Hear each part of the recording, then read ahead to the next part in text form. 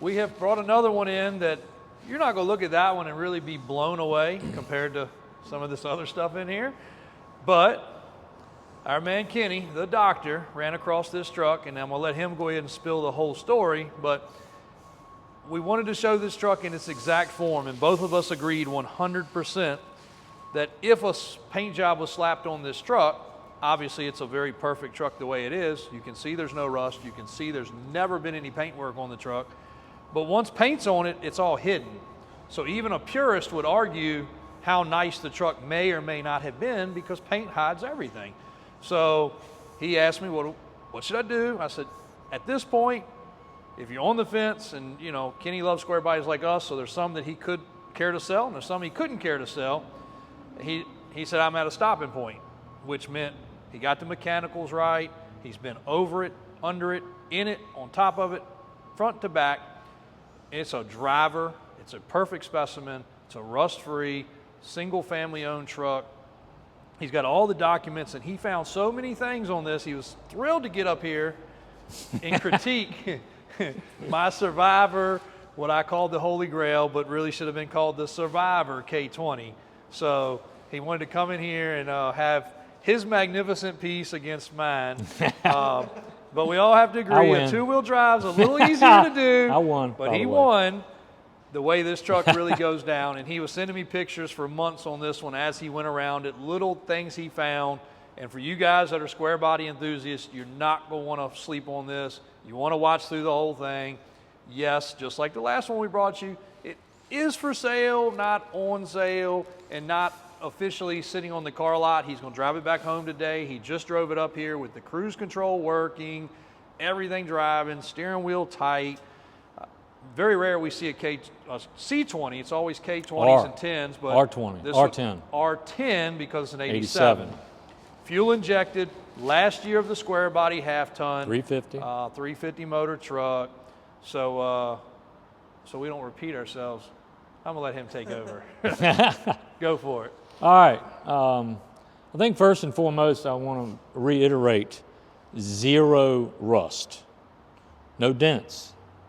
All original body. Never been any body work, paint work, nothing. Okay. To me, that's one of the most important things. We did do a teaser video. You can go to the channel and watch that where I went up underneath it. One of the first things I did was I put it on the 4-post lift, power wash the entire underside so I could really see how clean it was. Then I painted it with some satin frame paint so you can see what it looks like up underneath. There you go. That'll give you a pretty good idea. While I was under there, I did go ahead and service the transmission while I was under there. If you go to the other side, you can see I put brand new 3-inch exhaust on it from the catalytic converter back. And if you look in that teaser video, you can see the original replacement exhaust that had been put on it at some time, which it just wasn't fresh, so I didn't like it. So I put fresh exhaust on it using the original hangers. Didn't add any hangers, so still has all the original hangers on it. I'm gonna go over this paperwork real quick so we can get to the good parts. As you see, the thing hanging from the mirror, I stuck on there for effect, but this is, never seen this before, but this is the Silver Medallion Delivery New Vehicle Inspection Procedure Forms. If you look, they dropped the ball on filling that one out. But we have this one, both copies. It's been filled out by Mr. Lance Mosier, but the technician never signed off on it for whatever reason. So anyway, I got both of those in the original envelope there. This truck was bought at Heckler Chevrolet, which 99.9% of you that are watching will be like, well, what the hell is that? This was a dealership that was on 9 Mile Road in Richmond. When they close in the 90s, maybe? We dealt with them. I dealt with them after I was driving, so they was definitely in the mid to late 90s. Okay, Yep. so they got bought out by another corporate. right. Somebody else went in place. But anyway, and we'll show you that it's got the Heckler badge on the tailgate. But anyway, back in those days, as most of you older people know, that this is basically they put all your paperwork inside this envelope. All right, we've got the original owner's manual. It's like brand new.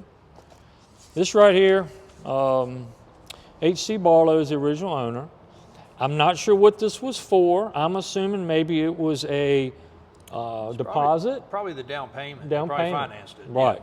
Yeah. So Which that probably left them with about a $10,000 balance. What was the?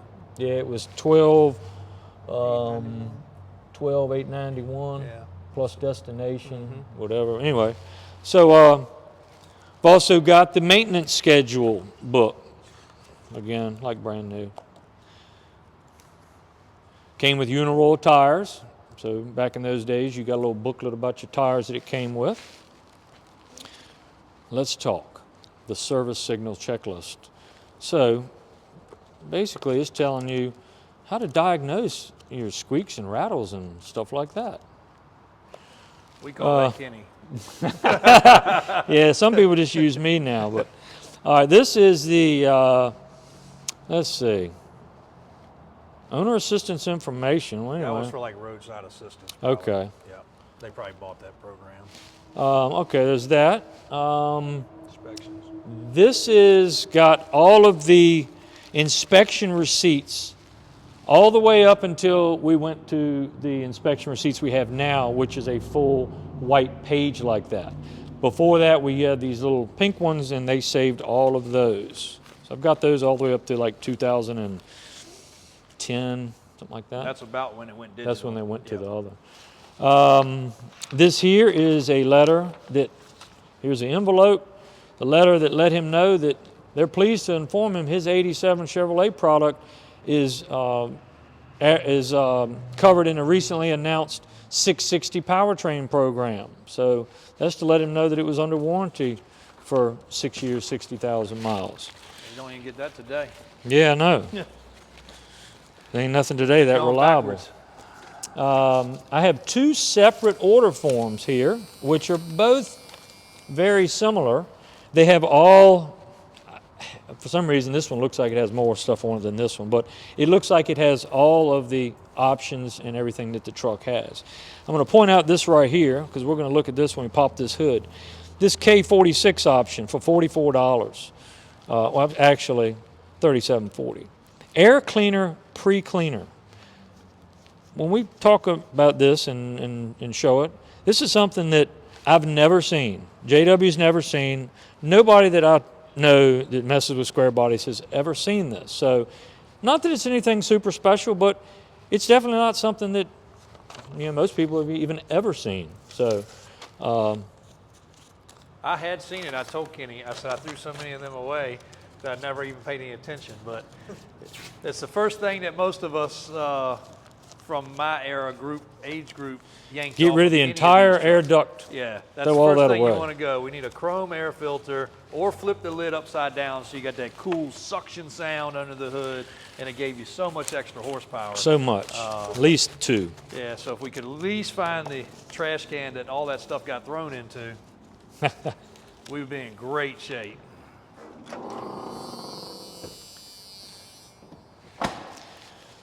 All right. Now we're going to show everybody what OE is. Go ahead and tell them about that before they lose. Yeah, before we lose concentration. Here is your pre-cleaner. Inside this is basically a hole about 3 inches in the center, and on each side of the center there are fixed fins. I believe the theory is as the air travels through, those fins were collecting the dust, and then it has a thing under here. You can probably come on this side and see it better. Just like you'd see on a backhoe. You squeeze it and the dirt falls out. So that is how I believe that's supposed to work. And if any of you guys remember the turbo that you put in there. I think I got some still upstairs. The Tornado? The Tornado. Yeah, put it in line. Yeah, you could either put it there or you could put it there, and it was the best Man, thing. it's It nasty. gave you so much horsepower. Yeah, I mean, it made a truck do wheelies by adding that. Okay, the only thing I have done under this hood, I painted the air breather, I painted the valve covers, and I painted the intake manifold. And I painted the brackets. While I had all that stuff off, I painted these brackets. I cleaned up the aluminum piping, as you can see, which, you know, you just use a SOS pad. But cleaned up all that. I buffed the inner fender wells, the original inner fender wells. I buffed this radiator's, top of this radiator support. Which looks painted. Which looks painted. It's not. It's all the original. And this, you can get a better idea of the inner fender wells. All the original, which I'm going to show you the original belts I took off of it that I got in the bed. I did put all new drive belts on it. This is what an original compressor looks like. And if you look at the position of the plug is at 9 o'clock. And you can also look at the position of this bracket right here. Without having a 9 o'clock connector, all this bracket gets in the way of the 12 o'clock connector. It looks like on that 83, they reclocked this around to work with the 12 o'clock connector. Hint, he's picking right there. I mean, I'm just saying. I'm just saying, it's OE. Look at that sticker. Ain't no orange and white and look at me, AC Delco stuff. It's OE. So one other cool thing. And it works, and it's quiet, and it still holds Freon. Tell me the last time, if ever, you have found that. I haven't. This is the first time I've ever had a square body with an original compressor that worked and held Freon. Sometimes they still work until they run out of Freon because they leak. And they leak or they get weak. Or they just get wore out, you know. But with 72,000 miles, which we haven't talked about that yet, that's the reason why this is what it is. 72,000 original miles. Only had 55,000 miles in 2019 when the guy I bought it from actually works at my old shop. So he was the actual second owner. But I did put the new hood insulation. Before I forget about that, I did put that on there. And one of the things I was going to say, the 350 came fuel injected and came back in 87. So this was the first year you could get a 350 and a half ton. Correct. Half-ton trucks, the 350 went away. It was a 305 option. That was what you got. Weak as well water. The 350 wasn't much better, but with fuel injected, it made a huge difference in the dependability. These motors right here, with the center valve cover, with the fuel injected throttle body, I guess you would call TBI. it TBI, were so dependable, it was ridiculous. Simple. Simple, easy to work on. You'd put some valve seals in them every now and then from sitting. If you didn't change your oil, the valve cover holes would clog up. But you had to abuse it to even blow it up. I mean, it just was a crazy good motor. But a lot of people argued the fact about, I had a 86 with a 350. You did not. It had to be a 3/4 ton or a 1 ton. You couldn't get the 350. GM reintroduced it and put fuel injection on it and really set the bar with this truck when they came back with the half ton. And it is a 700 R4 overdrive as well, which you could have got a 350 turbo 350 also in this year, but 700 would have been the option it's for got much the better fuel it's got mileage. the better drivetrain basically. Yep. Before I forget, it was in that option sheet. It also has a Positrack rear end and 342 gears.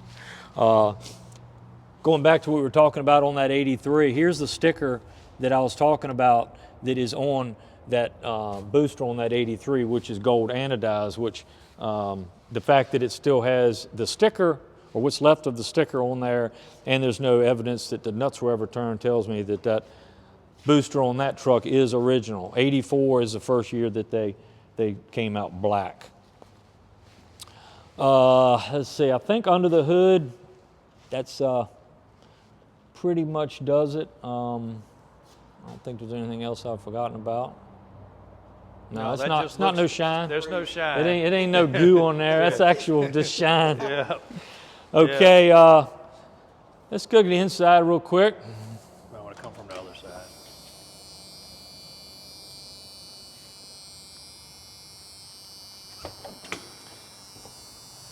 And I don't know if you can hear it. You might have to get the phone closer down here. Well, no, but it's on the mic, so it hears it. The buzzer. Can you hear the buzz? Okay. Yep. It's got the original buzzer. I'll cut it off. Watch. Original buzzer still works. All right, this entire interior, I have not dyed anything.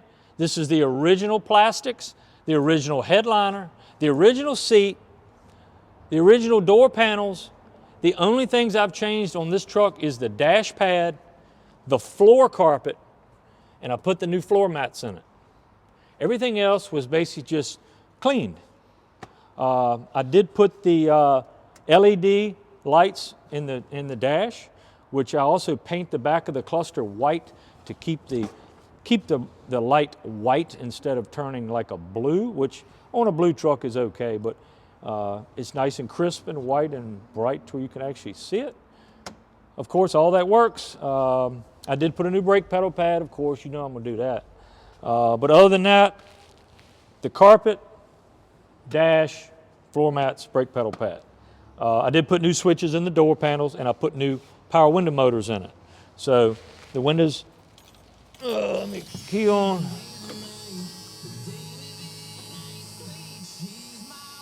And this one here, just like it's supposed to. They're not all slow and creepy. Plus, it's not even running, so it's got the original deluxe radio, tape deck, digital, blah, blah. Original's original. Not a whole lot else to say about that.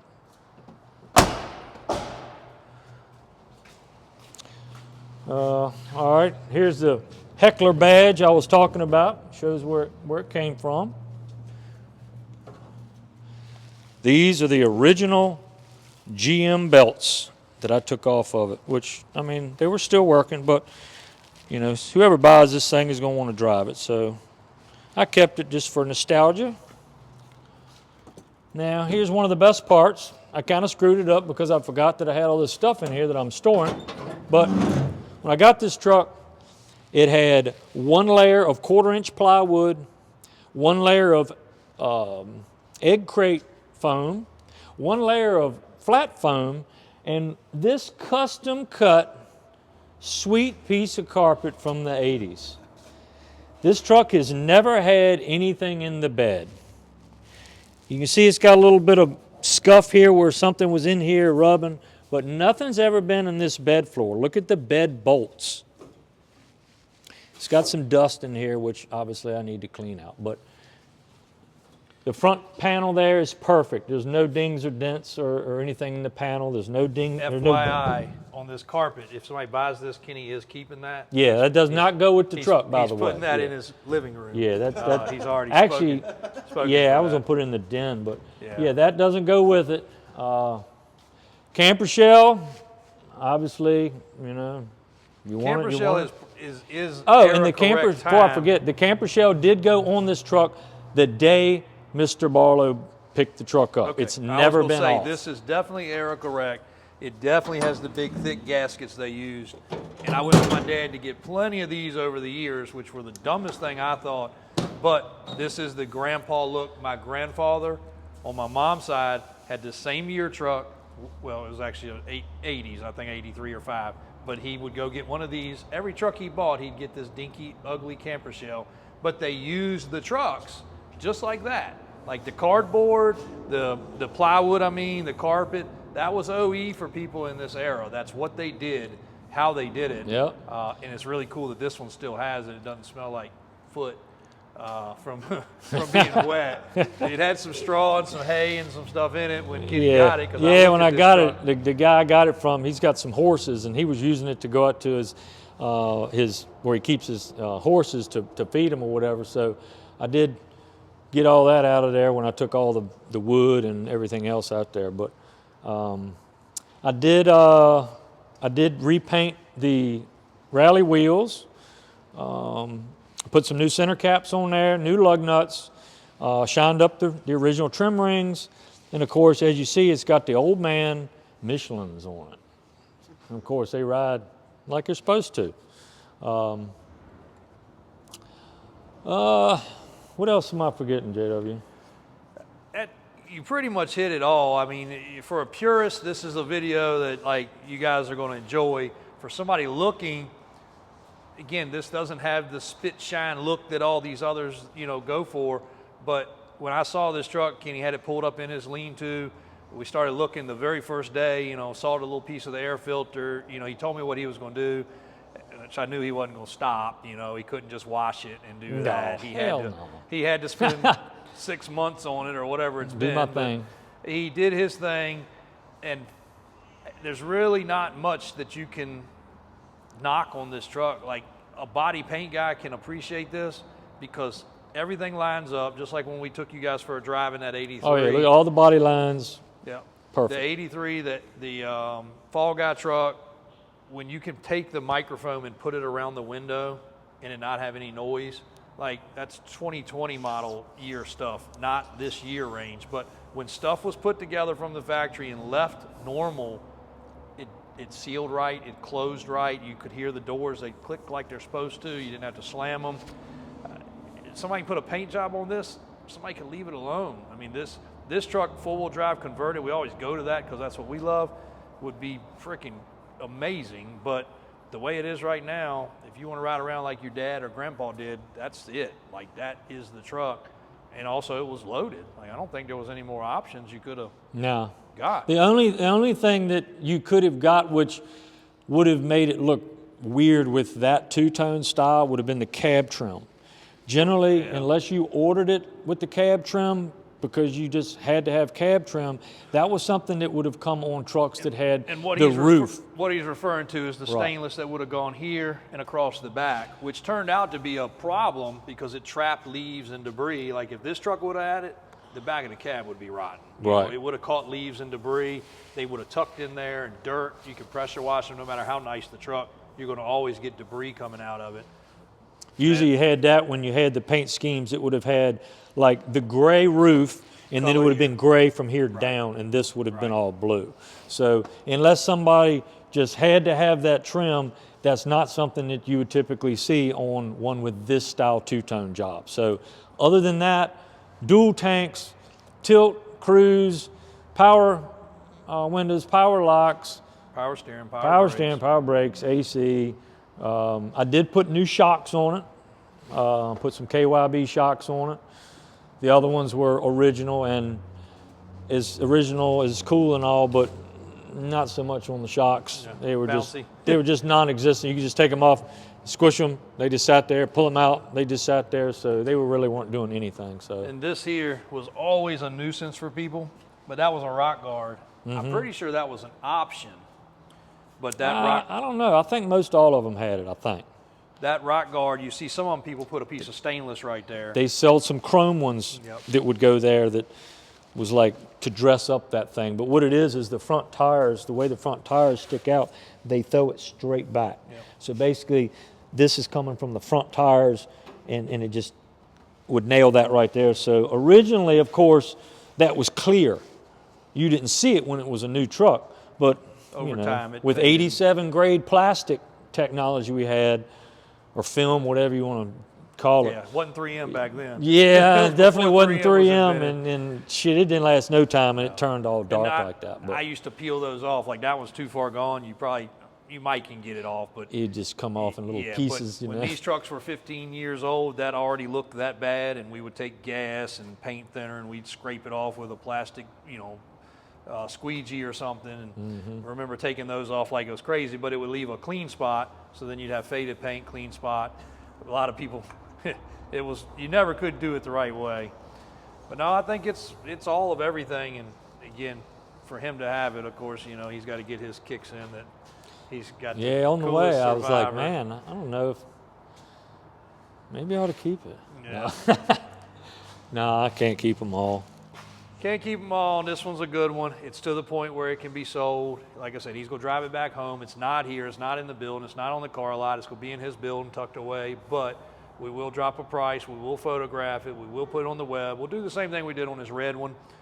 This is as cool as the red one, if not cooler because of the originalness. Not to everybody. Most people have already left the chat, and this thing's, that's an ugly old gray, faded paint, blue truck. But the survivalness of this truck, is I got him on the paint on my Survivor. And I got him on that mine's 4 years older over there. But we'll bring you guys a full video of us going around that one. He pretty much picked out the same things. He did find one thing I didn't find, but I didn't look as close as he did because I figured we'd be going over it anyway, and he's not going to waste any time picking on it. So, so we will go over that one a little bit more, but he got some kudos on that one, on some originalness that is pretty darn cool too. So I guess we probably have two Survivors here, a two-wheel and a four-wheel version that you just don't find. Not to say they're not out there. There's guys, like I told y'all with that one, there's people that bought them and parked them and they got 100 miles. That's not what that truck is. That truck was driven. This truck was driven. It was used and owned. I said one owner early on. It was one owner 90% of its life, if not more. And then Kenny picked it up from an acquaintance that he knew that knew the originalness. And, you know, he actually drove it. He lives approximately, he lives on Elko. Okay. So yeah, basically right he was 3 or 4 miles from work. And when he bought this truck in 2019, as the title shows, had 55,000 on it.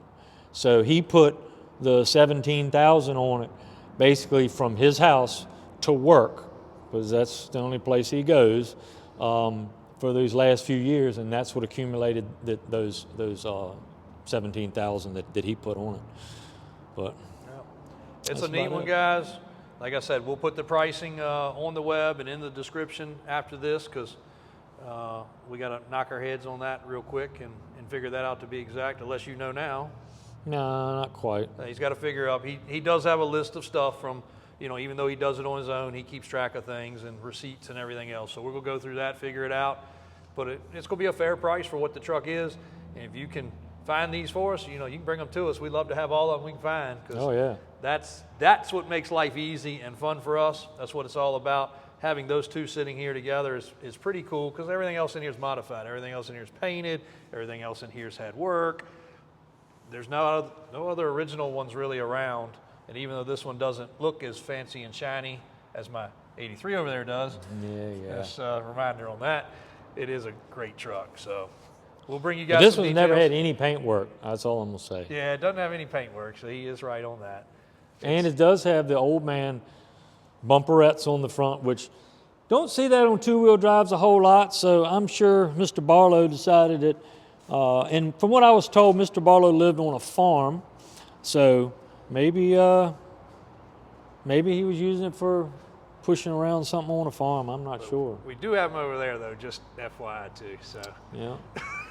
See him on the four-wheel drives a lot more than the two-wheel. Kick him a little bit more. Yeah. Well, I did say you don't see him on two-wheel drives. Yes, that's correct. You are correct. And I always thought that this hood emblem was part of the Silverado package.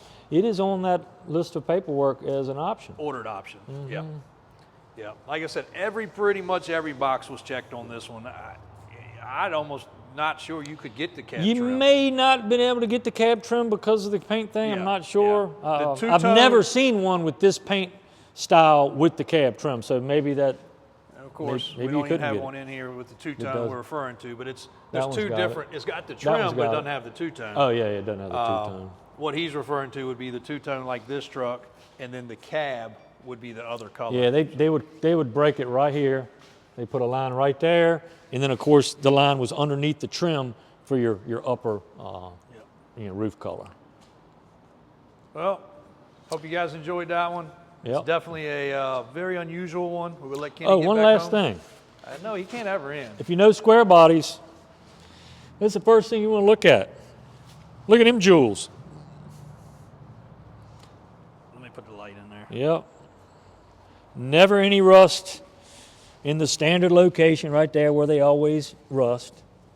And of course, it's still got the little plastic panels behind there that most of them end up falling off or taken off or whatever. It does.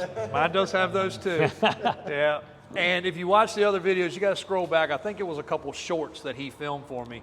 And you can see the cab mounts, how nice they are. You can see the cab bolts and bushings. Still have the anodize nice. On the cab washers. Even underneath there, one of the rails with the lines still had the paper where they pulled the line off the shelf, put it on there, and Yep. The clamp on the frame rail on the passenger side that holds the fuel lines, the paper tag that was on the clamp itself, they didn't take it off, and when they put it in there and I guess ran the bolt through, you can see where it kind of grabbed it and bunched it all up, but I left it that way because it's still there. That was the way it was. It's still there. One last thing. It's kind of stupid, but kind of gives you a background about manufacturing in the 80s, how it was.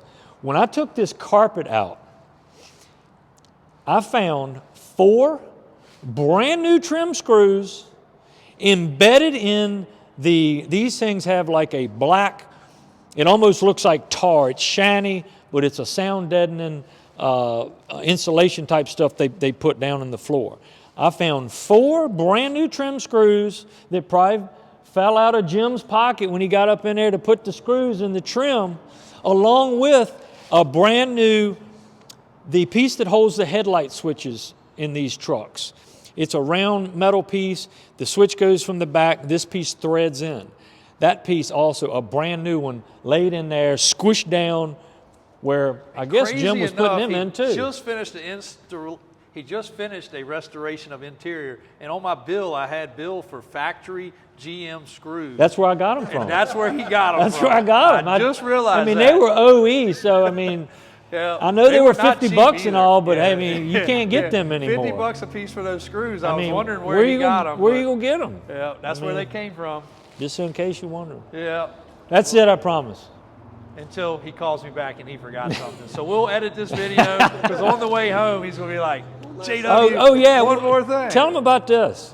Yeah, he's going to hit it. But there is a short way he drove it up here. The cruise works, feet off the pedals, cruising down the highway, straight as an arrow.